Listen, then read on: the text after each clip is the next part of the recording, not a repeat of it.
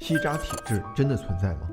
我们经常在电视中看到这样的剧情：一个单纯善良的人爱上一个阴险狡诈的人渣，然后这个人渣在欺骗利用之后抛弃了他。这还没完，过了一段时间，走出恋爱阴影的他又爱上了另外一个人渣，然后继续被欺骗、利用和抛弃。真是一边同情他的遭遇，一边怨恨他的愚蠢，又一边怀疑现实生活中是否真的有这种人。今天咱们就通过心理学角度聊聊这个问题。看完你会发现，不仅有吸渣体质，而且他们跟渣男渣女简直是难以割舍的共生关系。有一位名叫罗斯·罗森堡的心理治疗师，他在几十年的临床经验中发现，吸渣的人跟人渣就像磁铁一样，总是相互吸引。所以他提出了一个概念——人际磁石综合征，来形容一个愿打一个愿挨的病态亲密关系。愿挨的人又叫做依赖共生者，往往是那些自我价值感比较低，对别人的认同有强烈渴望，而且一旦结束恋爱关系就感觉失去存在感和自我价值的人。而愿打的人则是那些在某些方面比较出众，既自恋又自私，总是在亲密关系中控制对方的人，所以也被称为自恋操控者。在咱们眼里，自恋操控者一看就是那种高高在上、用鼻孔看人的人，你别说吸引了，聊一会儿都得去漱口。但他跟依赖共生者碰到了，简直就是磁石的 S 级跟 N 级，牢牢地吸在一起。这是为什么呢？咱们先从依赖共生者的性格来说，他们最大的一个特点是习惯性顺从，这是成长环境造成的。比如原生家庭里父母的控制欲比较强，他们从小就只能一味地牺牲自己的需求，换取父母的肯定。时间一长，顺从就成了他们建立自我认同的重要手段。而自恋操控者呢，恰好是控制欲很强的人，他们喜欢要求别人迁就自己。这种特质在依赖共生者看来，是一种能把自己最擅长的共情、奉献和牺牲能力发挥出来的机会。也就是说，操控者不断索取的过程，也是依赖者实现自我价值的过程。反过来，依赖者无条件的迁就和顺从，也能让操控者完成自己身份的确立和强化。所以一旦双方露出性格迹象，就会被彼此吸引，然后开始扮演各自的角色，最终因为磁力而无法分开。罗森堡用药物上的成瘾来比喻这种关系。一开始双方都会感到极大的快感，但随着时间的推移，双方感情上的耐药性开始显露出来，一方越来越咄咄逼人，而另外一方也越来越逆来顺受。但说到底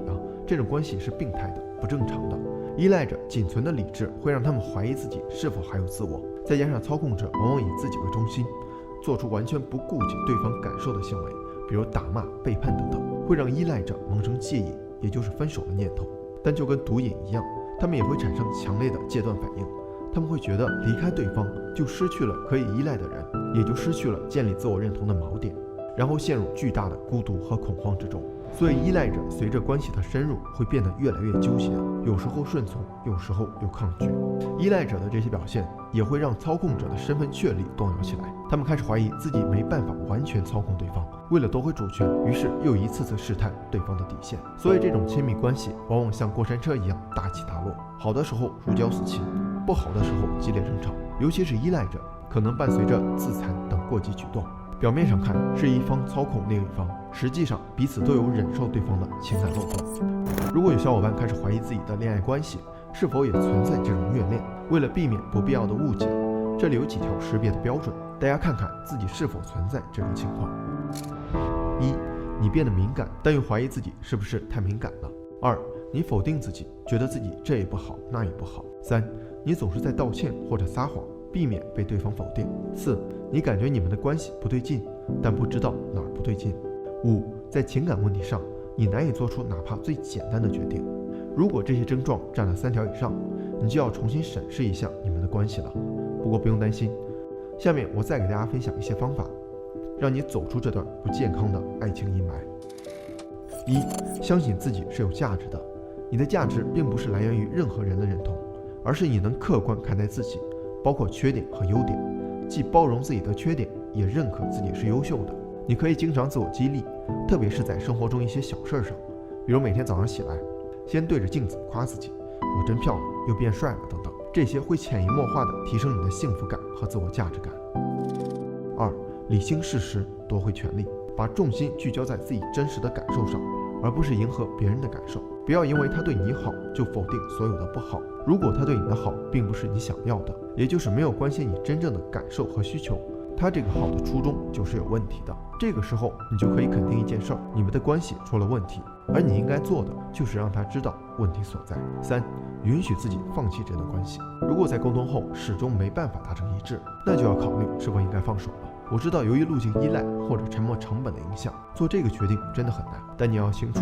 这不是你值得骄傲的财富，而是不断积累的负债。也就是说，时间越长，问题也就会越严重，所以越早摆脱越好。一段病态关系的结束，可能意味着一段健康关系的开始。